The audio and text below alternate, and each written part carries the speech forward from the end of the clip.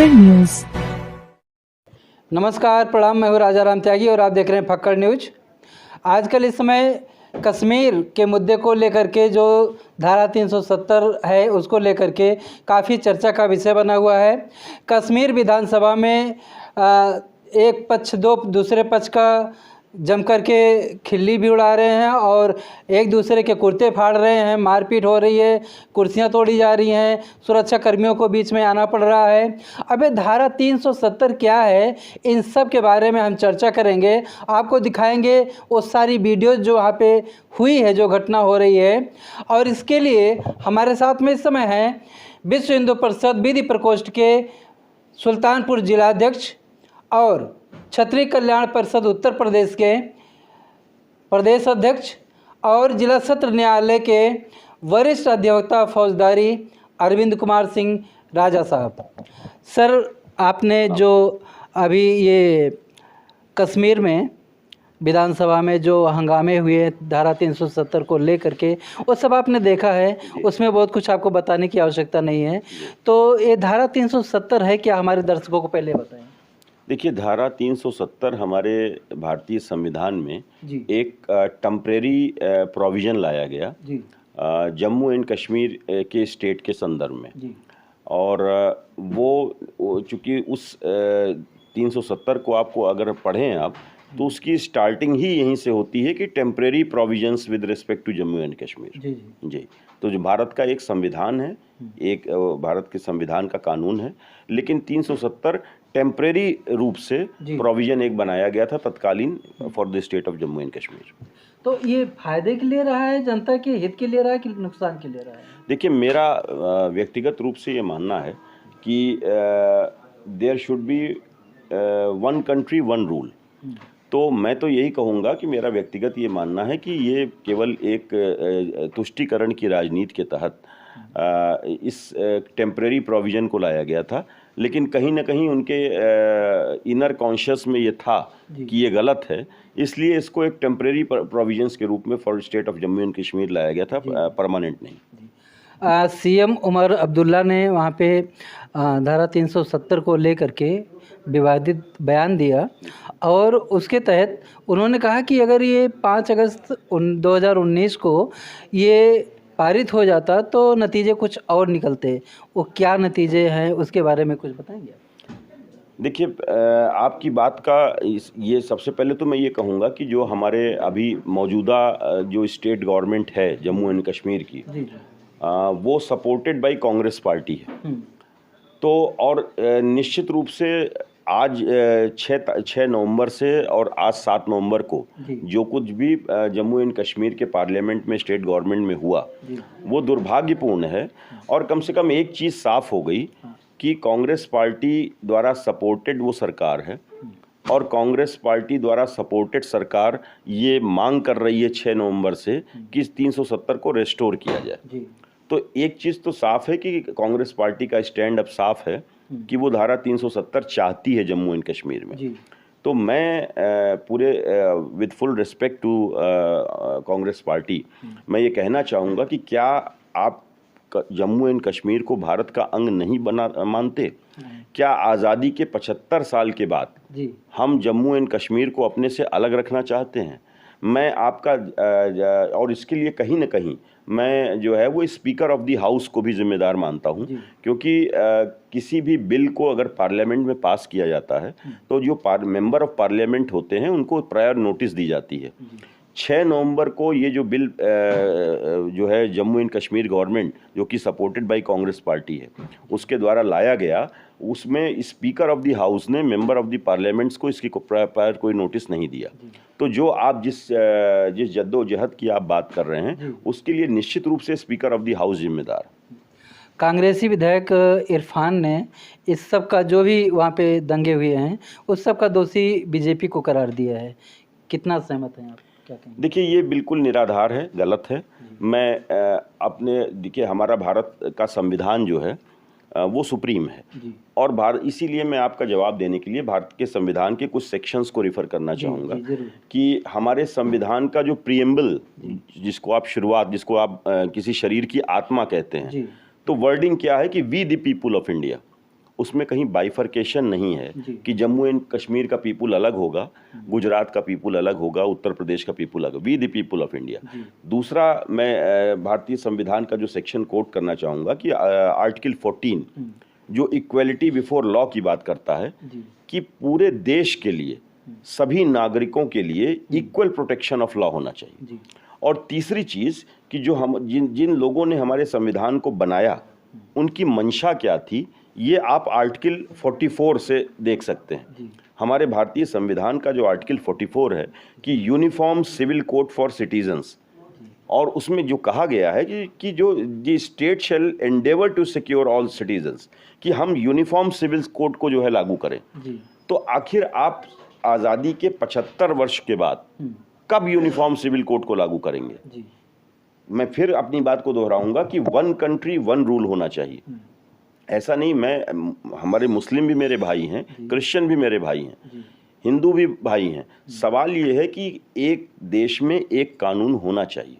Uniform civil code spirit of the constitution है, और आज आज़ादी के 75 साल बीत जाने के बाद कम से कम मैं कहूँगा, जिम्मेदारी से कहूँगा कि यूनिफॉर्म सिविल कोड लागू होना चाहिए।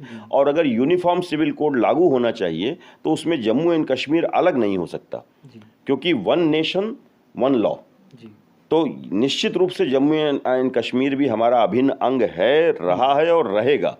और अगर कांग्रेस पार्टी जम्मू एंड कश्मीर को भारत से अलग मानती हो तो ये दुर्भाग्यपूर्ण है। मैं इसको जो है इस चीज़ पे राहुल गांधी जी के इस स्टैंड को जो है मैं इसकी आलोचना करता हूँ। पहले देखिए ये वीडियो जो विधानसभा में हंगामा हुआ, लोग एक दूसरे का कुर्ता फाड़ रहे हैं, कुर्सियां चल रही हैं और धक्की मुक्की हो रहे हैं वहाँ पे, और इसके लिए सुरक्षा को वहाँ पे आना पड़ा, सुरक्षा गार्डों को। पहले देखिए वीडियो। आप मेरी बात, आप तशरीफ रखे। लोन साहब प्लीज टेक कुर्सी, please take for 1 minute। I will allow you but just 1 minute। सलाहिया साहब क्या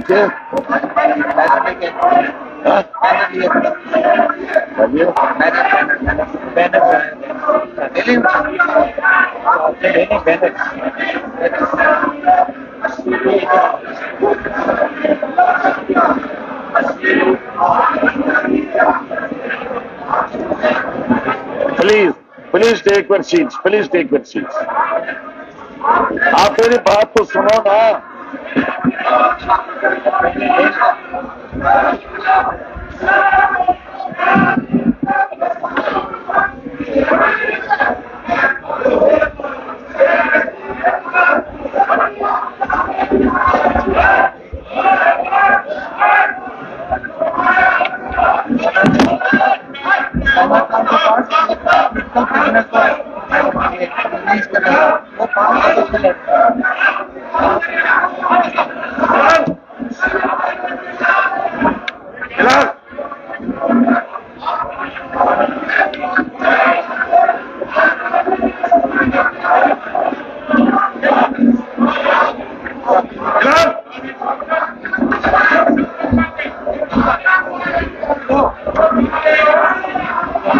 I adjourn the house for 15 minutes.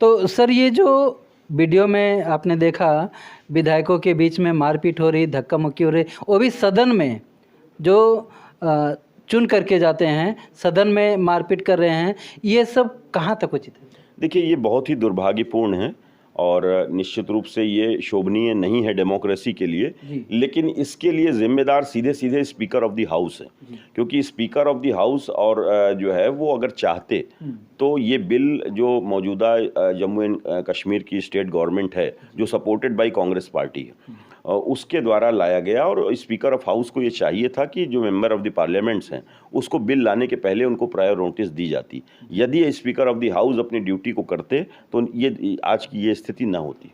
तो आखिरी सवाल सिर्फ छोटे से प्रश्न के द्वारा कि धारा 370 वहाँ पे बहाल होना चाहिए कि नहीं?